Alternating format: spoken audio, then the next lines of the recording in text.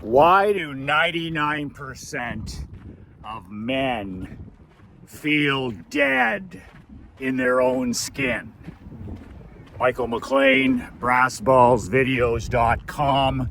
I am an ex-professional hockey coach, ex-amateur hockey coach, turned 8-figure entrepreneur. I am a husband, a father, and a small business owner like you. You can download a free copy of my brand new book, 5 Ways to Unfuck Your Life in the Next Month.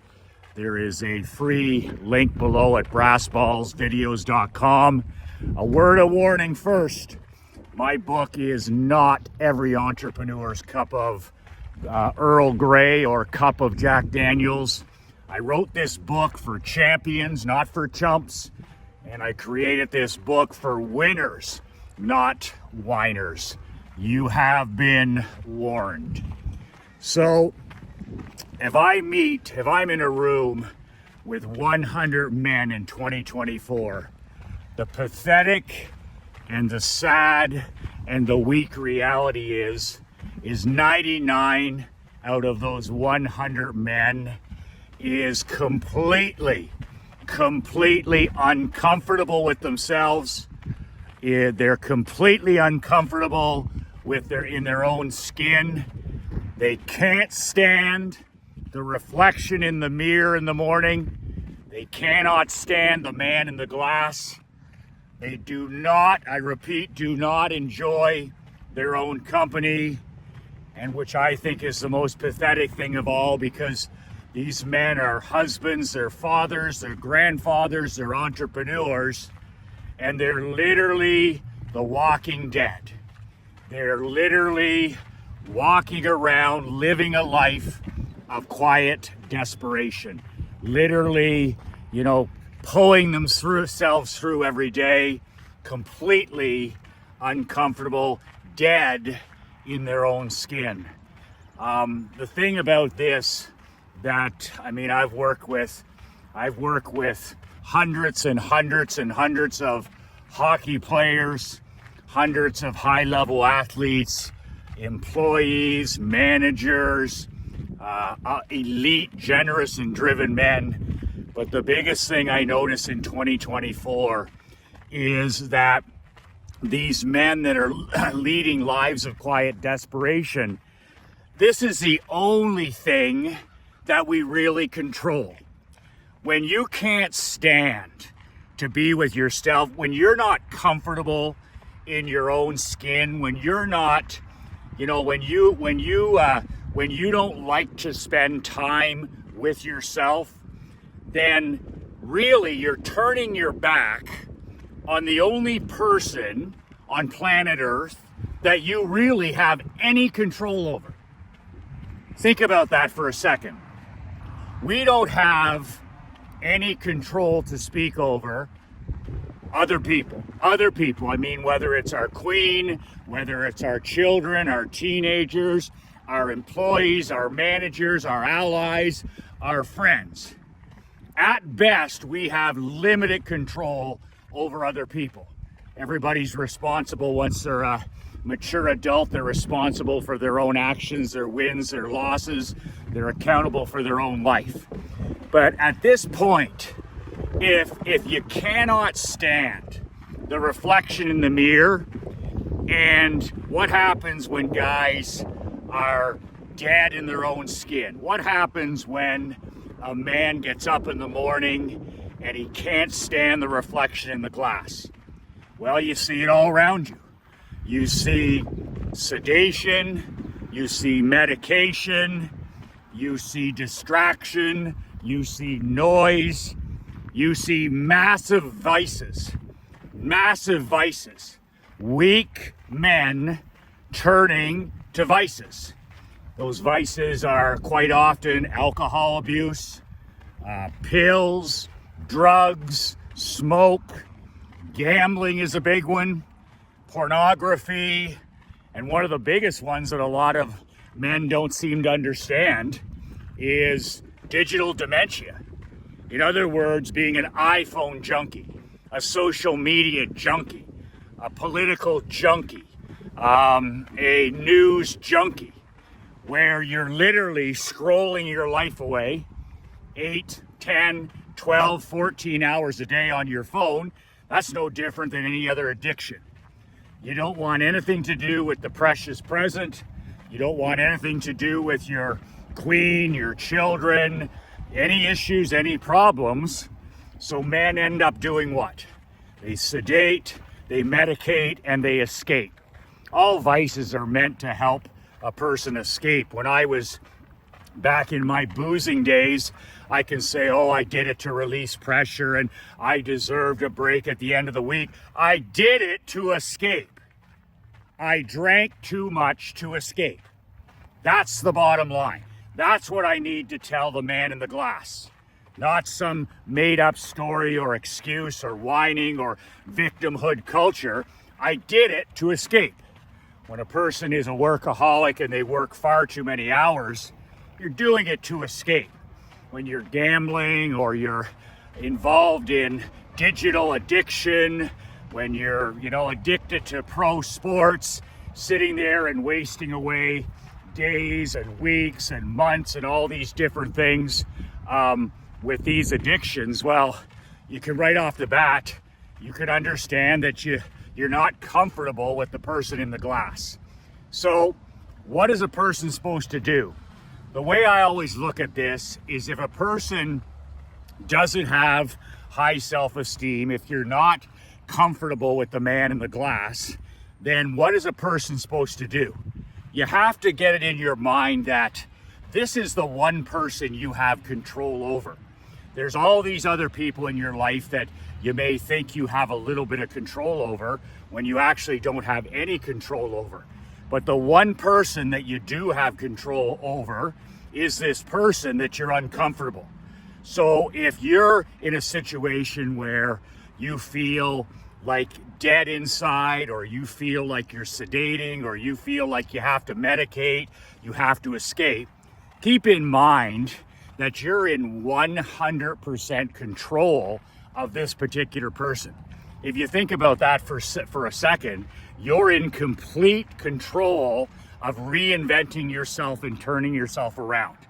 And that, of all things, is the most exciting thing. So if you trade one vice or one bad habit or one negative, you can replace it with a positive, but you're in control of the situation. And it can start with small, tiny changes. It doesn't have to be anything big.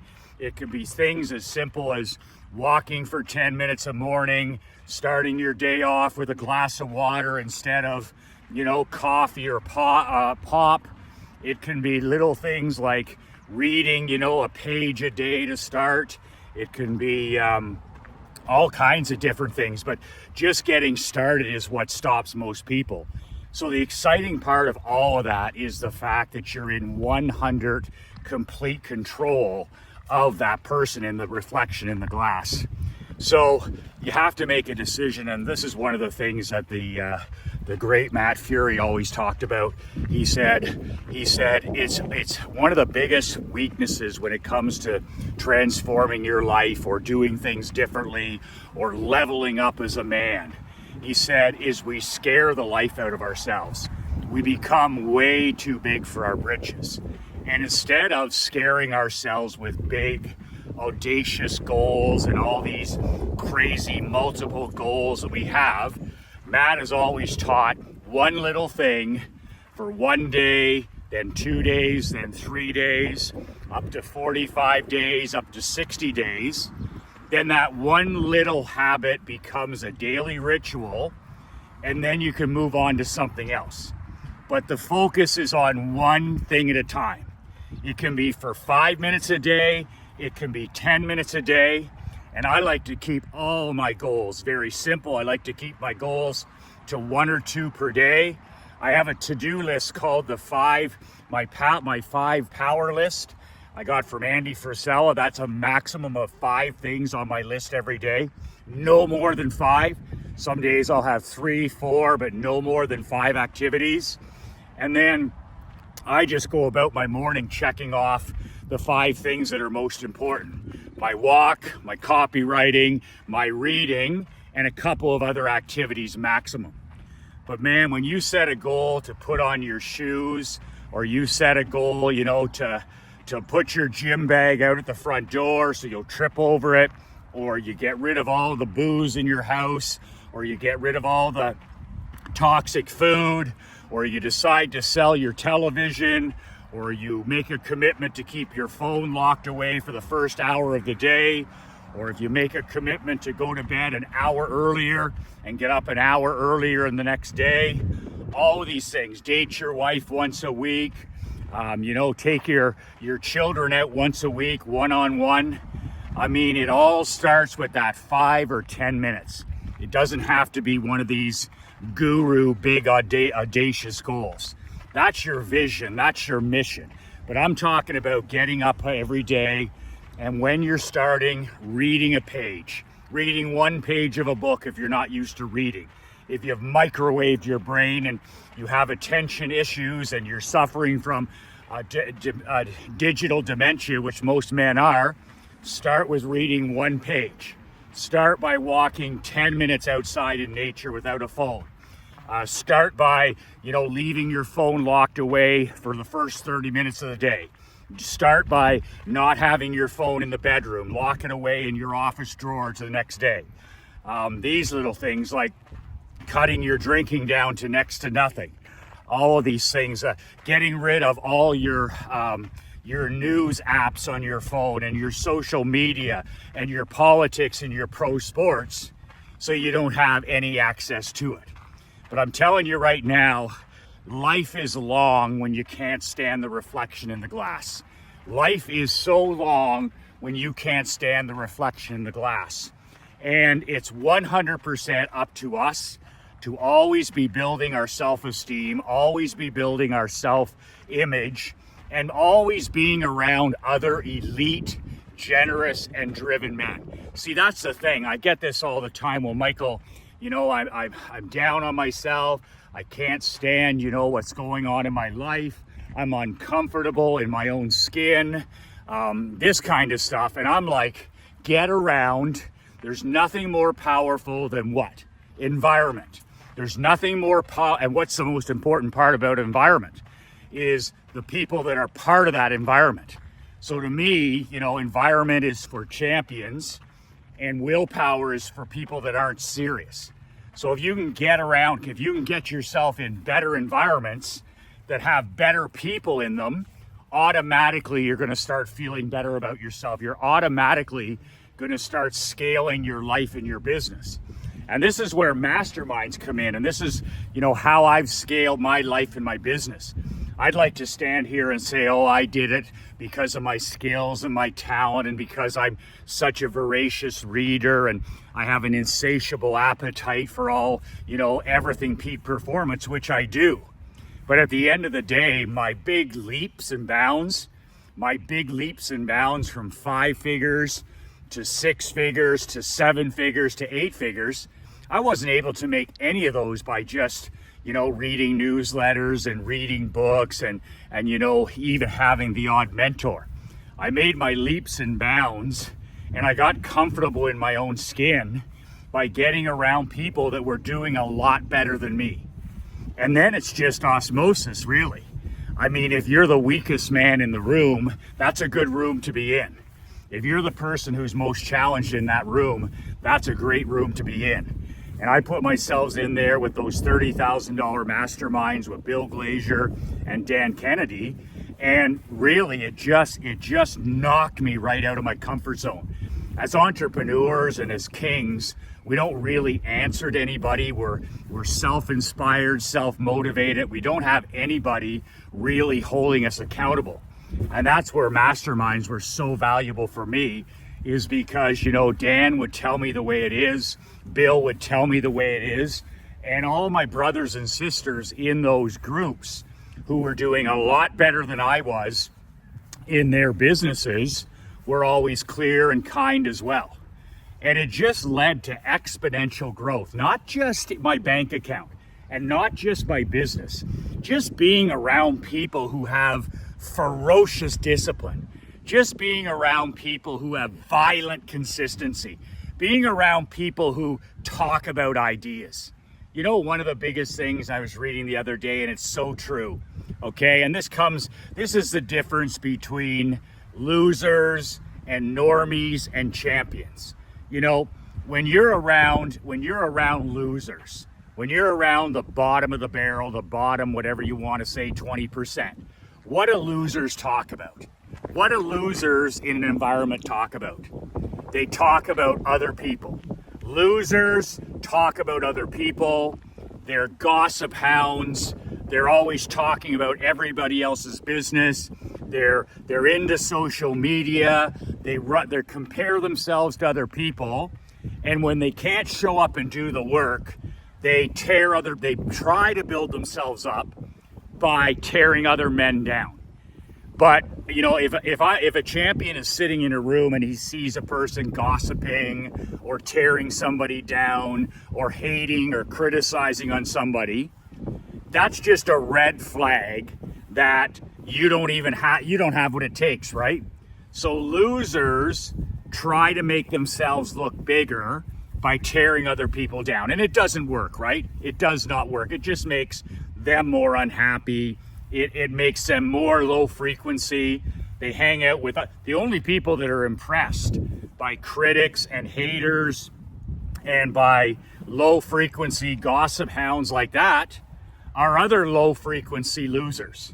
Losers are impressed by losers. Losers want other people to lose. So they're the only people that are impressed by gossip, by talking about other people behind their back, by talking about politics, talking about, you know, rat poison, news, all this stuff. Losers want other people to lose to make them feel better. The middle tier, the normie tier, the ordinary, the average, the mediocre, these guys, okay, they just talk about things like, you know, they talk about pro sports, they talk about entertainment a ton about entertainment. You know, there's this new TV show, there's this new show on Netflix, there's this new, did you watch the awards ceremony last night? Do you follow this person on Instagram? Did you see that game on Saturday? I watched all 3 games, you know, all this, it's just simple normie quiet desperation. They talk about other people's lives. They spend a lot of time scrolling on a phone. They live through celebrities. They live through influencers. They live through people that are doing things, and they're doing the exact opposite. So normies are obsessed with entertainment, whether it's pro sports, whether it's Hollywood, whether it's influencers. They're obsessed with entertainment. Once again, that's a massive escape, right? Can't stand the reflection in the glass. How do I escape? I escape through alcohol, through drugs, through anti-social media, and mostly digital addiction. Can't stand, they feel dead in their own skin. Here's where you want to be. If you want to be in that top 1%, that one man out of 100, and I don't even think it's 1 out of 100 anymore. Now that I'm back in Canada here, I'm just like, I almost never run into anybody with ambition. I'm north of the border here now for half a year. We're not in Naples, and the one thing that just is like a 2x4 upside my head every day is the number of people that I interact with, the general public, the great unwashed, is the complete and utter lack of ambition. When I'll talk to business owners, I'll talk to entrepreneurs, I'll talk to husbands, I'll talk to fathers, I'll run into people at the barber shop, I'll run into people in the city. I mean, it's just insane how they have almost no fucking ambition. And it's just astounding comparing that environment here in Canada to the environment in Naples as an example. In Naples, if you're a small business owner or a mid-sized business owner or an entrepreneur, man, oh man, you're a superhero, right? Tell me about your business. Tell me about your dad's career. Tell me about your career. Tell me about your wins. Tell me about your losses. Tell me about what you think about this. Tell me about this. Wow, that's fascinating. In Canada, it's like, oh, you must be part of the evil rich. You must be part of that group of small business owners and entrepreneurs who rip people off, or your father gave you all this, or you never earned it, or you're greedy, and or you don't hire people and treat them the right way, that kind of stuff. So the difference in just two environments is incredible, especially when it comes to ambition and peak performance. In Naples, people talk about big things, which brings me to the third thing. So losers talk about other people and they want other people to lose. Normies talk about entertainment. They talk about other people's lives. They sedate in other people's lives. And then champions, badass champions where you want to be all the time. They talk about ideas. I didn't always know this. They talk about ideas. Their language is different. Their mindset is different. Everything is different. And what's fascinating is that there's no comparison. There's no comparison. Like the 1%ers are, they're always talking about the next great thing. What have I learned? What can I do with this? What do you think of this? They're always obsessed, absolutely obsessed with ideas. And this is why masterminds and reading books and studying newsletters and all this stuff is so important, because you're going to run into other 1%ers, right? They're people that are committed to peak performance. They're people that are committed to self-reliance, self-responsibility, personal development. They're lifetime people that are, dedicated to personal development, and they're high performance people. And it's just amazing. It's all about ideas. And when I run into one of these people, I mean, they're rare. But when I run into these people, it's just amazing. Immediately they identify themselves by their language. Michael, what are you up to? What are you working on? Like, tell me about your daily videos. Tell me about your newsletter. Tell me about your niche market. Who are you helping? Tell me about the challenges of your business. How many employees do you have? Can you run these companies in Canada and in the States? It's just never. And then they're like, well, and then ideas, I tried this and I'm using AI for this. And they're just constantly learning machines. Top 1%ers are learning machines. They're not focused on their troubles. They're not focused on their mental health. They're not focused on their excuses, like the man who's, is dead inside his own skin. They're focused on ideas. What's next? And even when they have a big win, a championship win, their mentality is done. Who cares? What's next? Always what's next.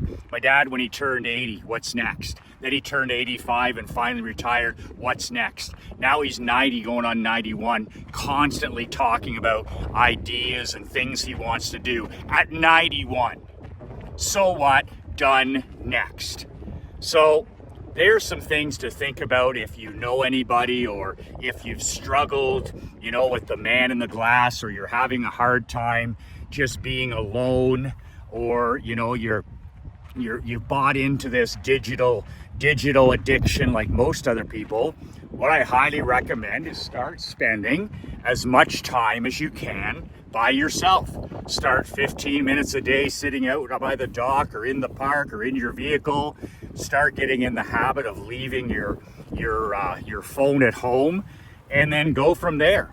And now, I spend a minimum 30 minutes sitting by myself listening for ideas. Like Thomas Edison said, listening for ideas. And that's the same thing that we're doing here, is just listening for ideas and being alone with yourself and being comfortable with yourself. So on an unrelated news, if you have any interest, I'm inviting 50 of my 50 plus students for a mastermind I'm starting in August. 50 men over the age of 50 who are interested in money and marketing. If you're interested, just put mastermind in the comments below. Mastermind in the comments below. And I'll send you some details about it next week. I don't really have any details yet. We're going to have 3 live events over the year. I'm going to do bi-weekly trainings, 50 men that are looking to scale their lives and their businesses in the next year. It's going to be a monthly program. I'm not going to charge $50,000 or $30,000. It's going to be $997 a month, $997 a month. If you've got any interest, just write mastermind in the comment below, and I'll send you some details early next week. We're going to get started in August. If you're not happy with the first 6 months of your year, what the hell is going to change? Well, I'll tell you what'll change. You need to change your environment, and you need to change the men that you're hanging around with. Iron sharpens iron. Iron sharpens iron. You need to get around people that are doing better than you. You need to get around people that push you. You need to get around people that make you uncomfortable. You get around people that are going to hold you accountable. And there's no better environment than an elite mastermind of elite brothers, husbands, fathers, grandfathers, and entrepreneurs like you and me. Comment mastermind in the link below. I'll get you some details. There's no obligation. If you're not interested later, you just say I'm not interested, and that's perfectly okay. I could care less either way. So you can also download a free copy of my book below, brassballsvideos.com, my free gift to you. I appreciate your likes, your comments, and sharing this, paying the tax. It takes us about 3 hours a day to put these together, these free videos. You don't have to buy anything.